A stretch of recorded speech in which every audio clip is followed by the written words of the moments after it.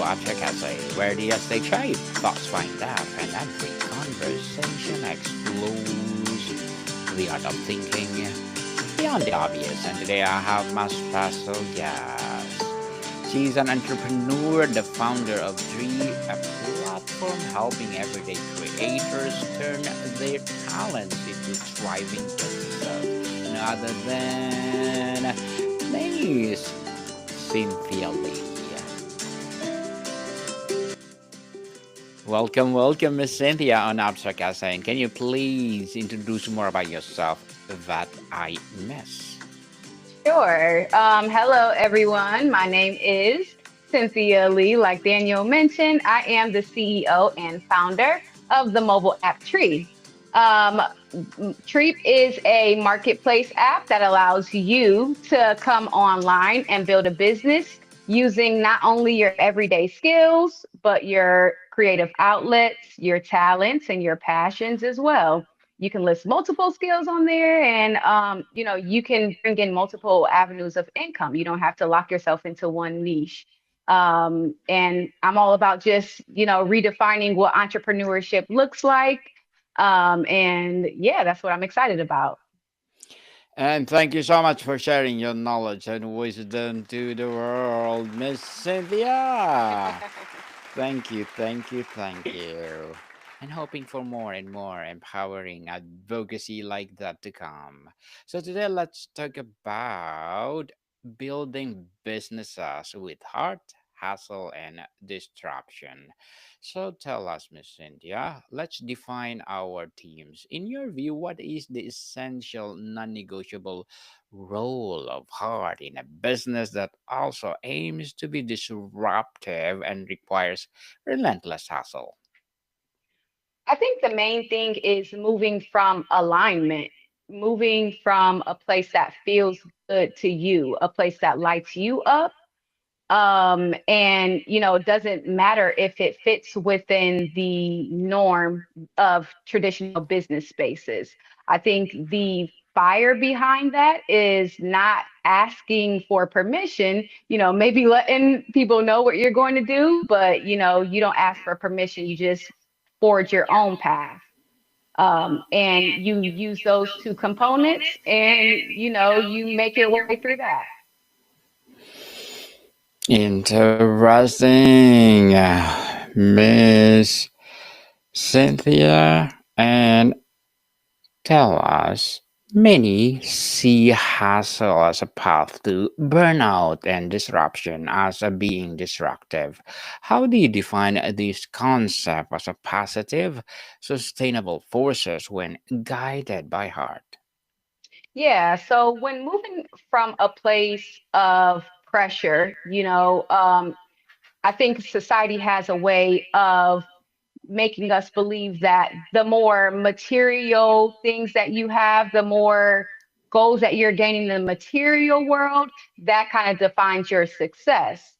I have come to learn through my journey that when I am still and I'm moving from a place of inspired action, I can actually make bigger leaps towards my goals, as opposed to forcing my way through. And that's how I get to burnout, by just adhering to that or listening to that pressure, whether it come from myself or whether it come from society, to prove that, hey, I am actually working towards these goals. I think that goals are not only just the material.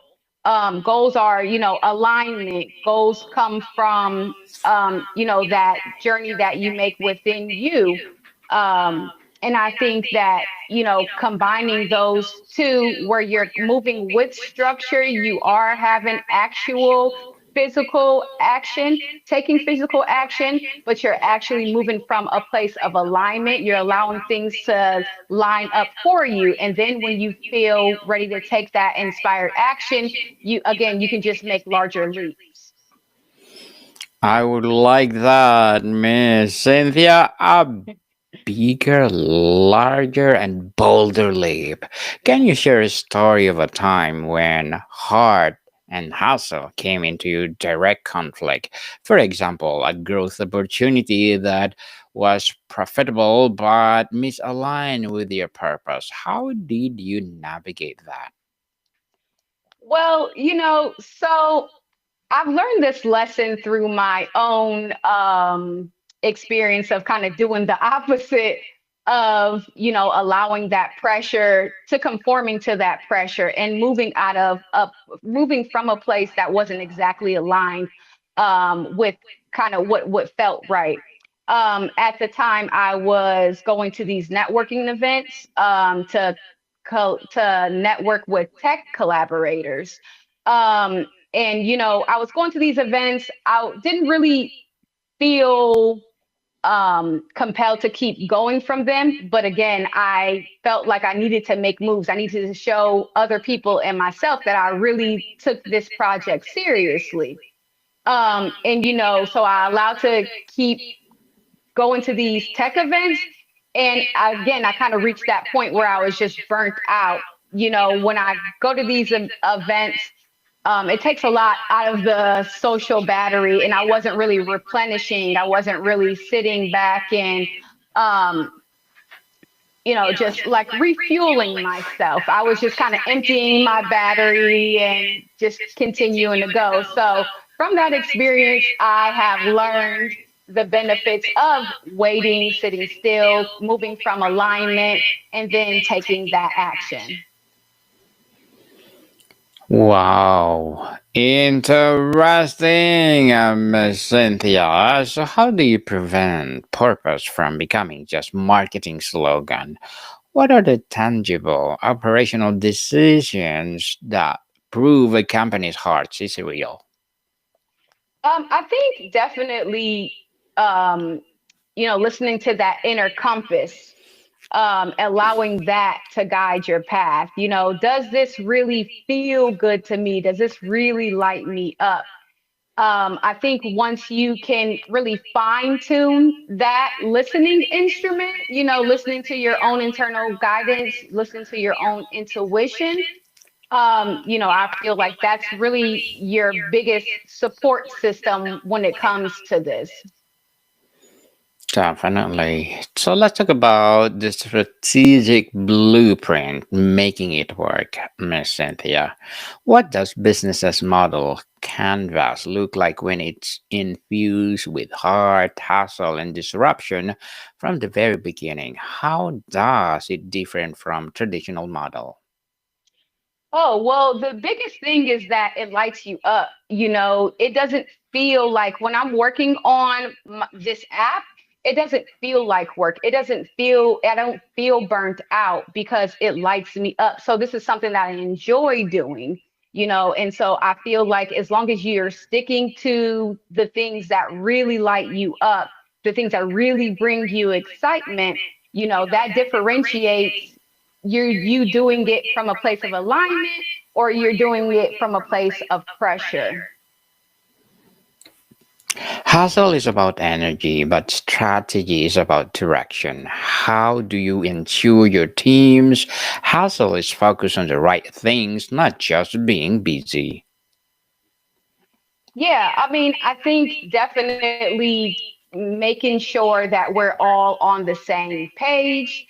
I think that from the beginning, making sure that everyone is enjoying their role, enjoying their position.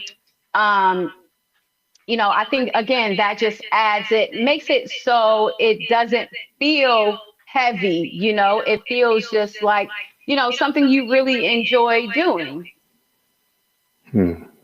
Yes, definitely. If you have the passion of what you're doing, even you're tired, you have the dedication to do it. Disruption often requires challenging the very industry you are in. How would you build a team that is loyal to the company's purpose but also encouraged to critically question in its methods?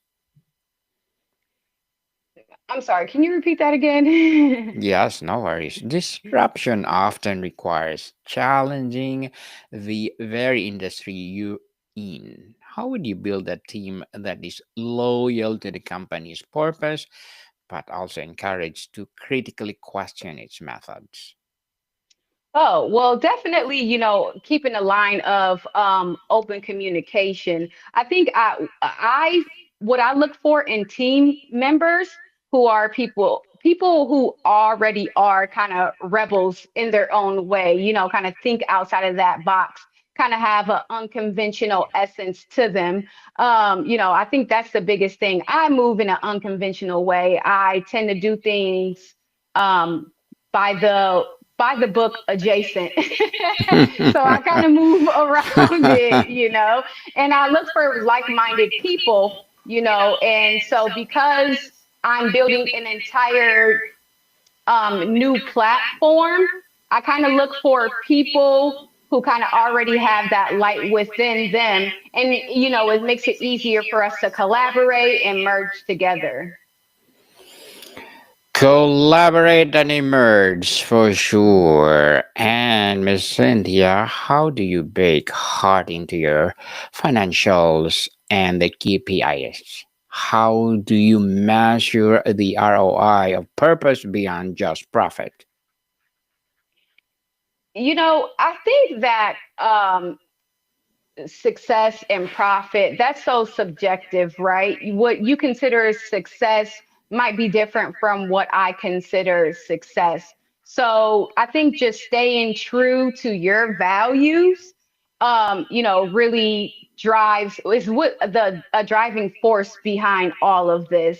I feel that as long as you are aligned with those values and you stay in alignment with those, and you really prioritize those, that makes it so you can pivot around things or pivot when things don't feel good to you. Creating a culture of disruption can be a messy, Miss Cynthia, and uncomfortable. How do you foster psychological safety to employees feel empowered to challenge the status quo without fear? Yeah, so being an unconventional person, again, I've been like this my entire life, and I've had to build the strength and resilience to kind of stand in that place and recognize my difference as a superpower.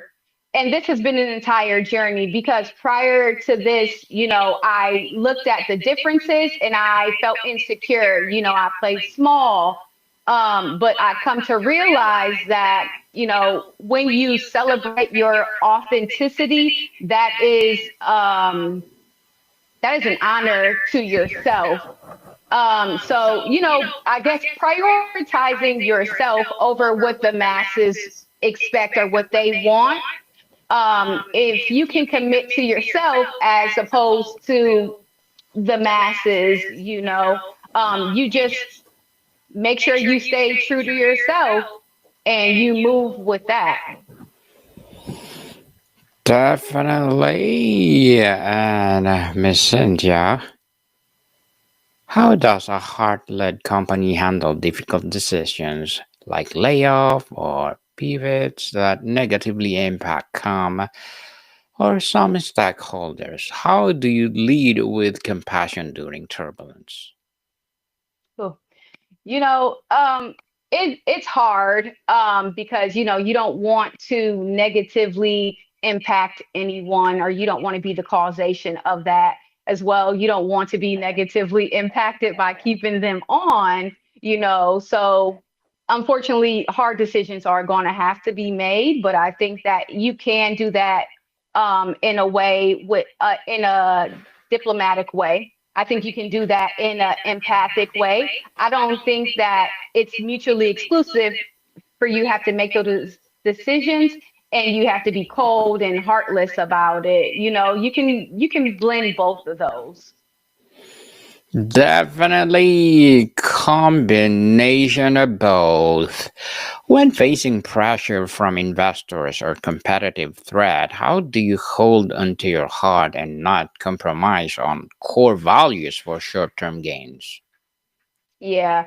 So, my value system is, again, it's big to me, and there has been I have had experiences where I've run into people and they're just like, oh, why don't you just do it this way? But it doesn't feel aligned with me. And because I've built such a deep relationship with my internal world, I can trust that. I depend on that and I use that to guide me. And it's nothing that I will compromise on. In the face of competition, I just trust that I can make those pivots without having to give up my values.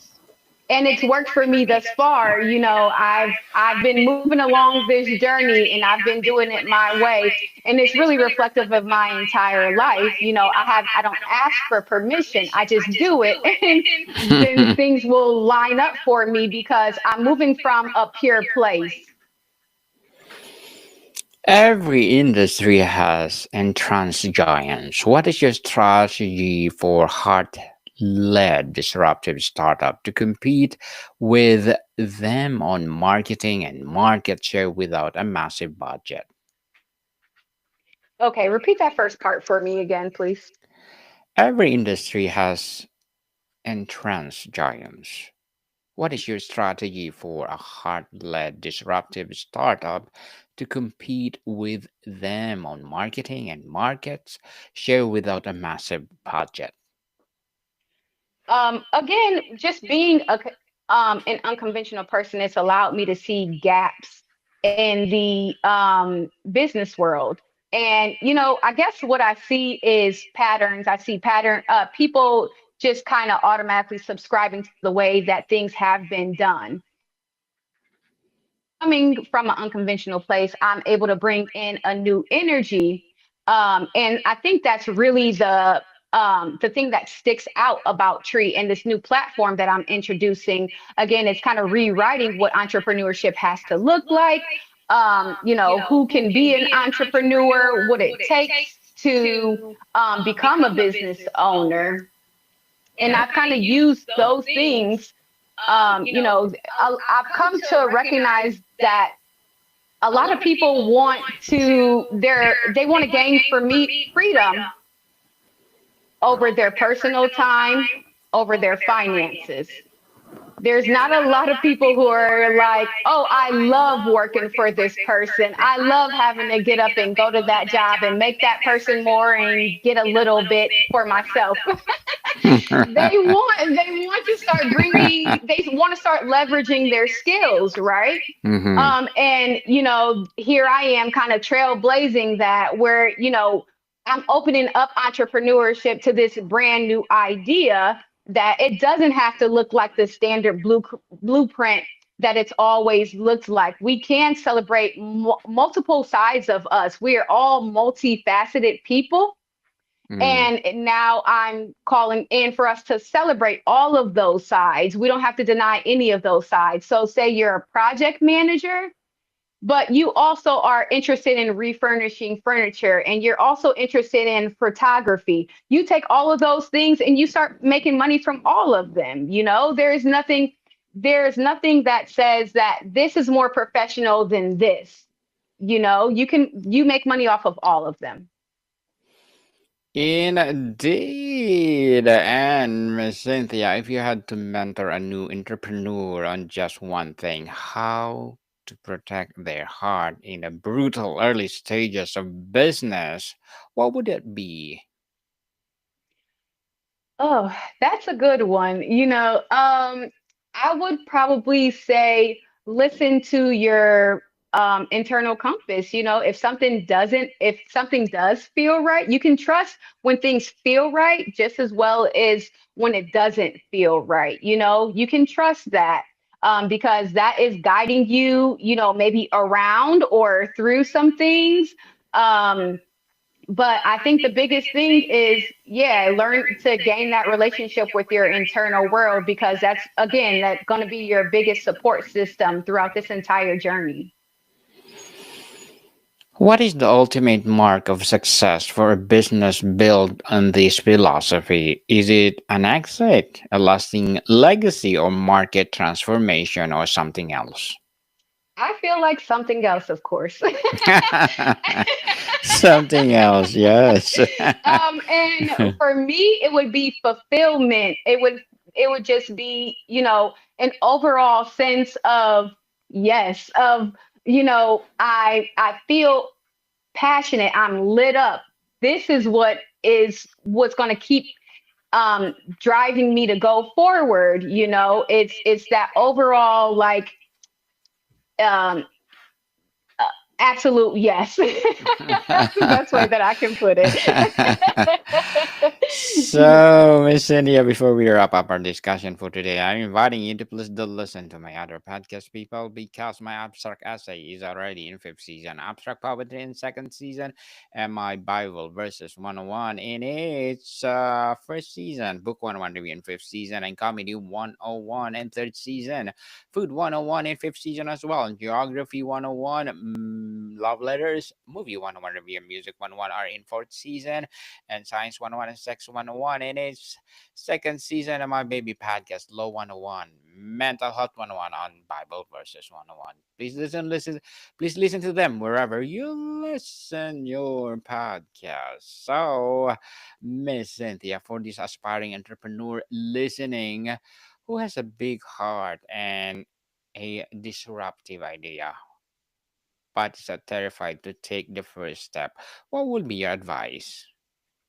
Oh, the first step is get clear on your goals, because when you are clear on your goals, you can have that focused, direct energy. So, I guess writing down what do you want to monetize? What really lights you up?